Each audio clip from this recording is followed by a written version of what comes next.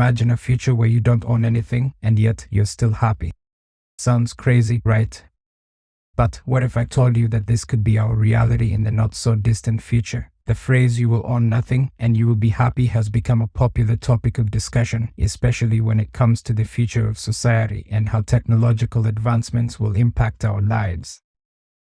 However, there's the good and the bad. Now, when we talk about not owning anything, what does that really mean? It means moving away from the traditional model of ownership and embracing a more sharing-based economy. But what about the idea of being happy without owning anything? Our society indeed places a lot of value on ownership and the accumulation of material possessions. However, studies have shown that experiences and relationships bring us more happiness than material possessions. So, in a sharing-based economy, where we have access to what we need without the burden of ownership, we could potentially lead happier and more fulfilling lives. The sharing economy is a concept that has gained significant traction in recent years. It refers to an economic model where individuals can rent or share goods and services rather than owning them outright. While the sharing economy offers many benefits, such as access to goods and services without the full cost of ownership, it also presents challenges for regulators and lawmakers. However, there are also some dark challenges. Some people argue that it is a way of promoting a dystopian future where the concentration of wealth and power is held by a small group of individuals or corporations. In this scenario, people are encouraged to accept a lack of ownership as a way of maintaining the status quo and preventing any challenge to the existing power structures. This interpretation suggests that the phrase is not about the sharing economy, but rather a means of justifying a future where most people are disenfranchised and powerless. The role of government in regulating the sharing economy has become a topic of much debate.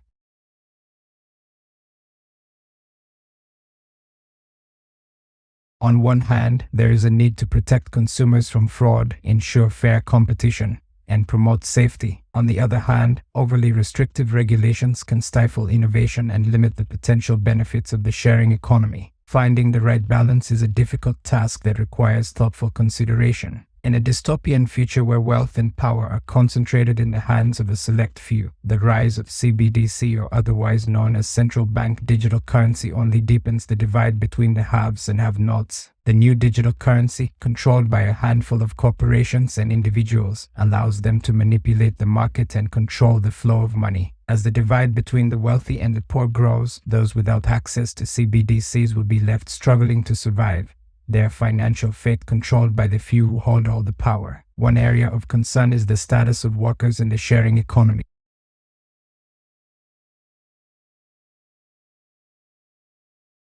Many of these workers are considered independent contractors and are not entitled to the same benefits and protections as traditional employees. This has led to calls for increased regulation of the sharing economy to ensure that workers are not exploited and that they have access to benefits such as health insurance and retirement plans. It is also important to consider the impact that technological advancements will have on our lives in the future. For example, the rise of automation could make many jobs obsolete, which would have a profound impact on our economy and society. In this scenario, it is possible that people will need to find new ways of earning a living, which could mean turning to the sharing economy or other non-traditional models of work. However, there is also the risk that automation and AI could exacerbate income inequality and further concentrate wealth and power in the hands of a few. Automation is another technological advancement that has the potential to significantly impact our society. As machines become increasingly capable of performing tasks that were once performed by humans, the number of jobs available may decrease. In some industries, such as manufacturing, automation has already replaced many jobs. The potential impacts of automation. While the potential benefits of automation are clear, such as increased efficiency and productivity, there are also concerns about its impact on workers. If automation were to replace a significant number of jobs, there would be fewer opportunities for people to earn a living. This could result in increased income inequality, social unrest, and a need for government intervention.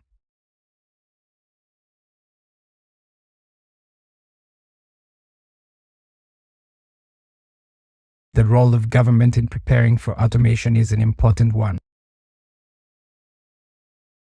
Governments can help to mitigate the negative impacts of automation by investing in education and training programs that will help workers adapt to new technologies and develop the skills they need to succeed in the new economy.